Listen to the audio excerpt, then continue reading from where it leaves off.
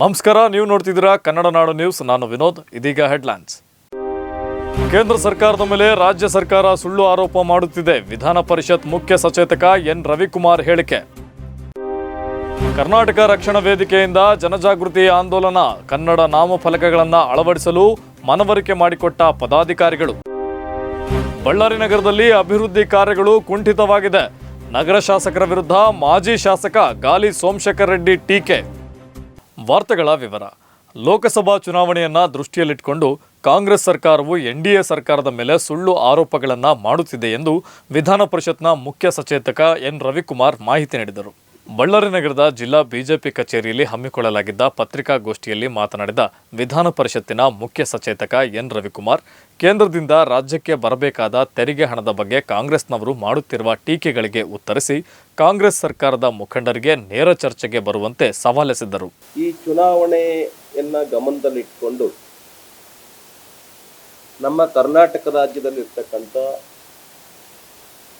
ಕಾಂಗ್ರೆಸ್ಸಿನ ಸರ್ಕಾರ ಬಿಜೆಪಿ ಕೇಂದ್ರ ಸರ್ಕಾರದ ಮೇಲೆ, ಎನ್ಡಿಎ ಸರ್ಕಾರದ ಮೇಲೆ ಸಾಕಷ್ಟು ಆಪಾದನೆಗಳ ಸುರಿಮಳೆಯನ್ನ ಮುಖ್ಯಮಂತ್ರಿಗಳು, ಉಪಮುಖ್ಯಮಂತ್ರಿಗಳು, ಬೇರೆ ಬೇರೆ ಮಂತ್ರಿಗಳು ಮಾಡ್ತಾ ಇದ್ದಾರೆ.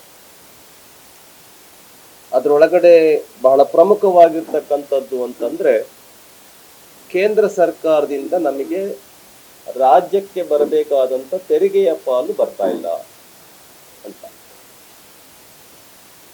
ತೆರಿಗೆಯ ಪಾಲು ಬರ್ತಾ ಇಲ್ಲ, ಅನ್ಯಾಯ ಆಗ್ತಾ ಇದೆ ರಾಜ್ಯಕ್ಕೆ, ಕನ್ನಡಿಗರಿಗೆ, ನಾಡಿಗೆ, 7 ಕೋಟಿ ಜನಕ್ಕೆ ಅಂತ ಹೇಳ್ತಾ ಇದ್ದಾರೆ.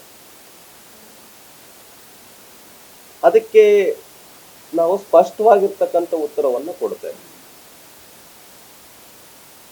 ಕರ್ನಾಟಕ ರಾಜ್ಯದಲ್ಲಿ ಪ್ರಜಾಸತ್ತಾತ್ಮಕ ಸರ್ಕಾರ ಸ್ವಾತಂತ್ರ್ಯ ಬಂದ ಮೇಲಿಂದ ಏನು ಪ್ರಾರಂಭ ಆಗಿದೆ, ಅವತ್ತಿನಿಂದ ಇವತ್ತಿನವರೆಗೆ ಸಾಕಷ್ಟು ಸರ್ಕಾರಗಳು ಕೇಂದ್ರದಲ್ಲಿ, ರಾಜ್ಯದಲ್ಲಿ ಬಂದು ಹೋಗಿದ್ದಾರೆ. ಹೋಲಿಕೆ ಮಾಡೋಣ. ಬಳ್ಳಾರಿಗೆ ಬನ್ನಿ, ಬೆಂಗಳೂರಿಗೆ ಬನ್ನಿ, ರಾಜ್ಯದ ಎಲ್ಲ ಜಿಲ್ಲೆಗಳಿಗೆ ಬನ್ನಿ, ಬಹಿರಂಗ ಸಭೆಯಲ್ಲಿ ನಾವು ಚರ್ಚೆ ಮಾಡಿ. ಯಾವ ಸರ್ಕಾರದಲ್ಲಿ ಕೇಂದ್ರದಿಂದ ರಾಜ್ಯಕ್ಕೆ ಹೆಚ್ಚು ಅನುದಾನ ಬಂದಿದೆ, ಹೆಚ್ಚು ಹಣ ಬಂದಿದೆ, ಇದನ್ನ ನಾವು ಚರ್ಚೆ ಮಾಡಿ. ಇದು ನೇರ ಸವಾಲು. ಮುಖ್ಯಮಂತ್ರಿಗಳಾಗಿರುವಂತ ಮಾನ್ಯ ಸಿದ್ದರಾಮಯ್ಯ ಅವರಿಗೆ, DK ಶಿವಕುಮಾರ್ ಅವರಿಗೆ, ಉಳಿದಿರೋ ಎಲ್ಲ ಮಂತ್ರಿಗಳಿಗೆ ನೇರ ಸವಾಲು ನಮ್ದು.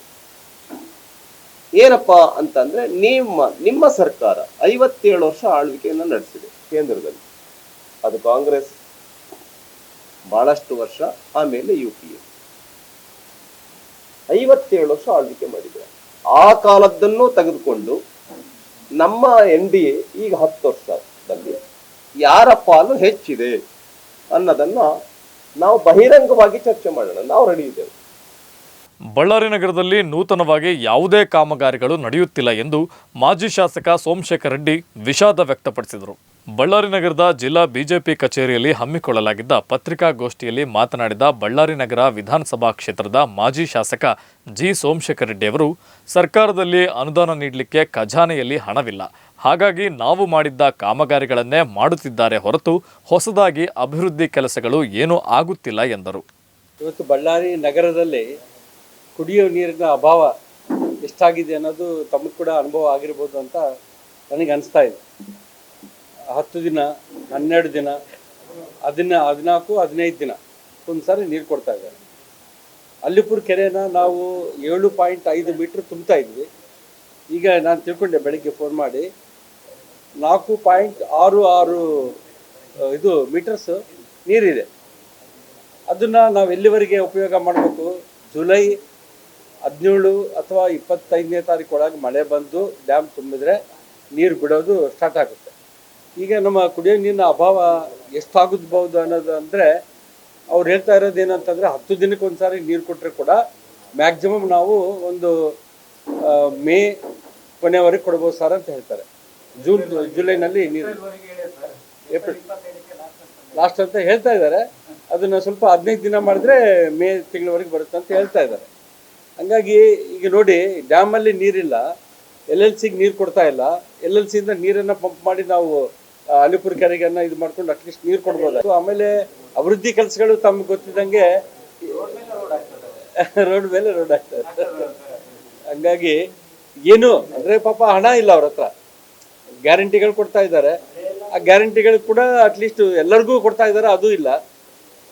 ಬಹಳ ಮಂದಿ ಹೆಣ್ಮಕ್ಳು ನಮ್ಮ ಹತ್ರನೇ ಬಂದು ಮನೆ ಹತ್ರ ಬಂದು ಸಾರ ಬ್ಯಾಂಕ್ ಅವ್ರಿಗೆಲ್ಲ ಹೇಳಿ ಸರ್. ಹೌದಾ? ಅಲ್ಲ ಸರ್, ಬಿಜೆಪಿ ಅವ್ರಿಗೆ ಬಿಜೆಪಿ ಅವ್ರಿಗೆ ಮುಟ್ತಾ ಇದೆ. ಕಾಂಗ್ರೆಸ್ ಮಹಿಳೆಯರು ಬಂದು ನನ್ನ ಹತ್ರ ಹೇಳ್ತಾ ಇದ್ದಾರೆ ನಮಗೆ ಮುಟ್ತಾ ಇಲ್ಲ ಅಂತೇಳಿ. ರೋಡ್ ಮೇಲೆ ರೋಡ್ ಅಂದ್ರೆ ಯಾವ್ದು ಅಭಿವೃದ್ಧಿ ಕೆಲಸಗಳು ಆಗ್ತಾ ಇಲ್ಲ. ನಾನ್ ಪೀರಿಯಡ್ ಅಲ್ಲಿ ಏನ್ ರೊಕ್ಕ ತಗೊಂಡ್ಬಂದಿನೋ ಅದೇ ರೋಡ್ಗಳನ್ನೇ ಮಾಡ್ತಾ ಇದಾರ. ಆಗ್ಲಿ ಇಲ್ಲಿವರೆಗೆ ಯಾರನ್ನ ಆಗ್ಲಿ ಒಂದು ಅಮೌಂಟ್ ತಂದು ಈ ರೋಡ್ ಮಾಡ್ತಾ ಇದೀನಿ ಇದು ಮಾಡ್ತಾ ಇದೀನಿ ಅಂತೇಳಿ ಏನು ಇಲ್ಲ. ಆಮೇಲೆ ಅಂಡರ್ ಪಾಸ್ಗೆ ನಾವು ಬುಡಾ ಚೇರ್ಮನ್ ಏನು ಮಾರುತಿ ಅವರು ಇದ್ರು 10 ಕೋಟಿ ರೈಲ್ವೆ ಡಿಪಾರ್ಟ್ಮೆಂಟ್ ಕೊಟ್ಟಿದ್ದೀವಿ. ಅದು ವರ್ಕ್ ಇನ್ನ ಸ್ಟಾರ್ಟೇ ಆಗಿಲ್ಲ. ರೈಲ್ವೆ ಡಿಪಾರ್ಟ್ಮೆಂಟ್ ಅವರು ಕಂಪಲ್ಸರಿ ಆಗಿ ಟೆಂಡರ್ ಕರೆದು ಅಂಡರ್ ಪಾಸ್ ಮಾಡ್ಬೇಕಾಯ್ತು. ಟ್ರಾಫಿಕ್ ಜಾಮ್ ಆಗ್ತಾ ಇದೆ, ಅಲ್ಲಿ ಸ್ಯಾಂಕ್ಷನ್ ಆಗಿದೆ, ಎಲ್ಲ ಕೊಟ್ಬಿಟ್ಟಿದೀವಿ ಅವ್ರಿಗೆ, ಡೆಪಾಸಿಟ್ ಮಾಡ್ಬಿಟ್ಟಿದೀವಿ. ಅದೊಂದು ರಾಯಲ್ ಸರ್ಕಲ್ ಅಲ್ಲಿ ಸ್ವಲ್ಪ ಸುಂದರೀಕರಣ ಮಾಡಬೇಕು ಅಂತೇಳಿ ಹೈಟ್ ಒಂದು ಇದು ಮಾಡಿ ಅಲ್ಲಿದ್ದ ಲಿಫ್ಟ್ ಮಾಡಿ ಒಳಗಡೆ ಸಿಟಿ ಎಲ್ಲ ನೋಡ್ಲಿಕ್ಕೆ ಒಂದು ಅವಕಾಶ ಮಾಡಿಕೊಡ್ಬೇಕು, ಚಿಕ್ಕ ಒಂದು ಟೂರಿಸ್ಟ್ ಪ್ಲೇಸ್ ಮಾಡಬೇಕು ಅಂತ ಯೋಚನೆ ಮಾಡಿ ಅದನ್ನ ನಾವು ಮಾಡಿದೀವಿ. ಅದನ್ನ ಸ್ಥಗಿತಗೊಳಿಸಿದ್ದಾರೆ. ಹಂಗಾಗಿ ಏನಾಗ್ತಾ ಇದೆ ಬಳ್ಳಾರಿ ನಗರದಲ್ಲಿ ಅನ್ನೋದನ್ನ ಸ್ವಲ್ಪ ಆಲೋಚನೆ ಮಾಡಬೇಕು ಜನರು ಕೂಡ. ಕರ್ನಾಟಕ ಸರ್ಕಾರದ ಆದೇಶದಂತೆ ಬಳ್ಳಾರಿ ನಗರದ ಎಲ್ಲ ವರ್ತಕರು, ವ್ಯಾಪಾರಸ್ಥರು ತಮ್ಮ ಮಳಿಗೆಗಳಿಗೆ ಕನ್ನಡ ನಾಮಫಲಕಗಳನ್ನು ಅಳವಡಿಸಿಕೊಳ್ಳುವಂತೆ ಒತ್ತಾಯಿಸಿ ಜನಜಾಗೃತಿ ಆಂದೋಲನ ನಡೆಸಲಾಯಿತು. ಕರ್ನಾಟಕ ರಕ್ಷಣಾ ವೇದಿಕೆಯ ವತಿಯಿಂದ ಜಿಲ್ಲಾ ಕಚೇರಿಯಿಂದ ಬೆಂಗಳೂರು ರಸ್ತೆಯ ಮೂಲಕ ಜನಜಾಗೃತಿ ಆಂದೋಲನ ನಡೆಸಿದ್ದು, ಸುಮಾರು 2,000ಕ್ಕೂ ಹೆಚ್ಚು ಮಳಿಗೆಗಳ ಮಾಲೀಕರಿಗೆ ನಾಮಫಲಕಗಳನ್ನು ಕನ್ನಡದಲ್ಲಿ ಮಾಡಿಸಲು ಮನವರಿಕೆ ಮಾಡಿಕೊಡಲಾಗಿದೆ ಎಂದು ರಕ್ಷಣಾ ವೇದಿಕೆಯ ಮುಖಂಡರು ತಿಳಿಸಿದರು.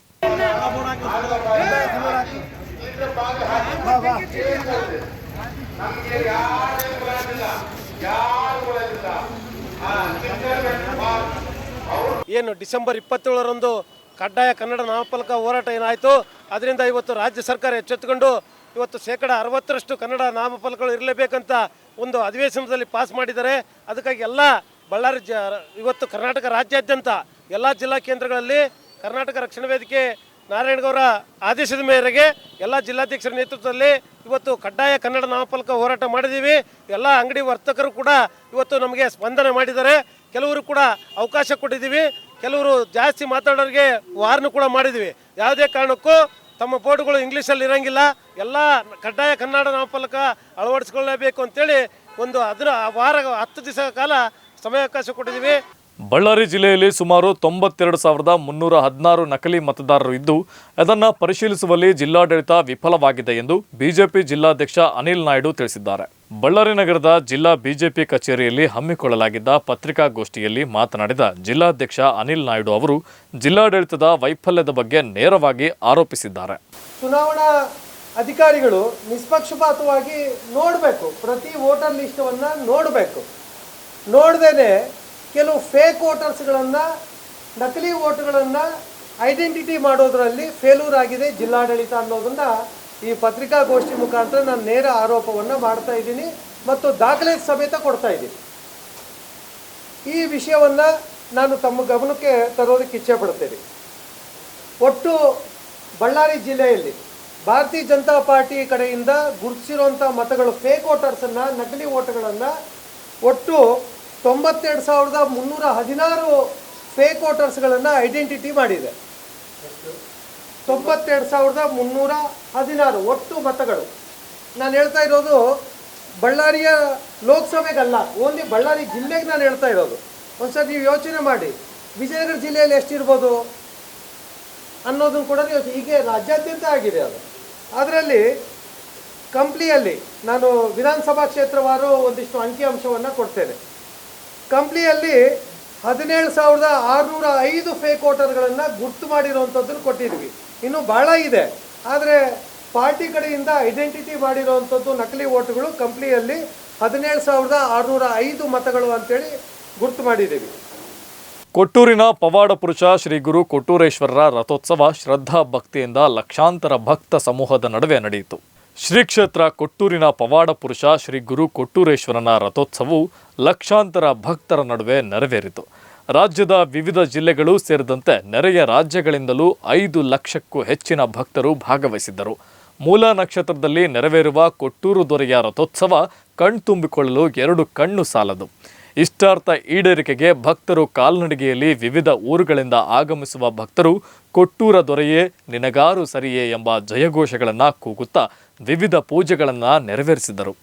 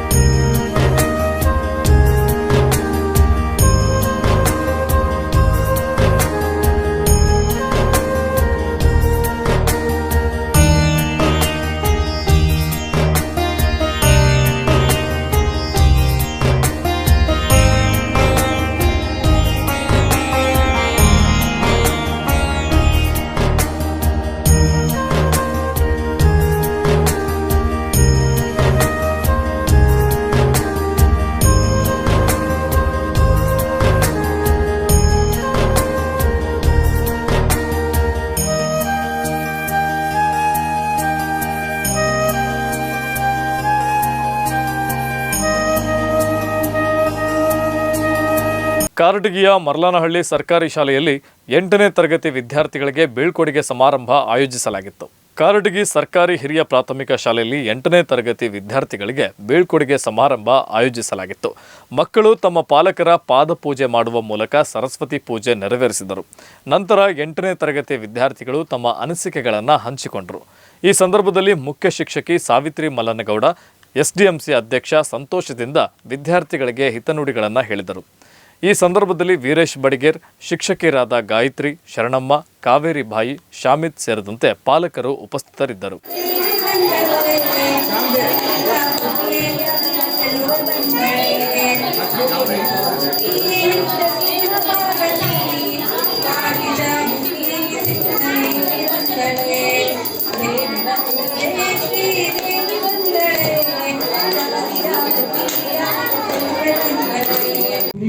ಮಂದಿರ ಮಸೂದೆಗಳಲ್ಲಿರ್ತಕ್ಕಂಥ ದೇವರುಗಳಿಗಿಂತ ಪ್ರಪಂಚದಲ್ಲಿಗೆ ಇರುವ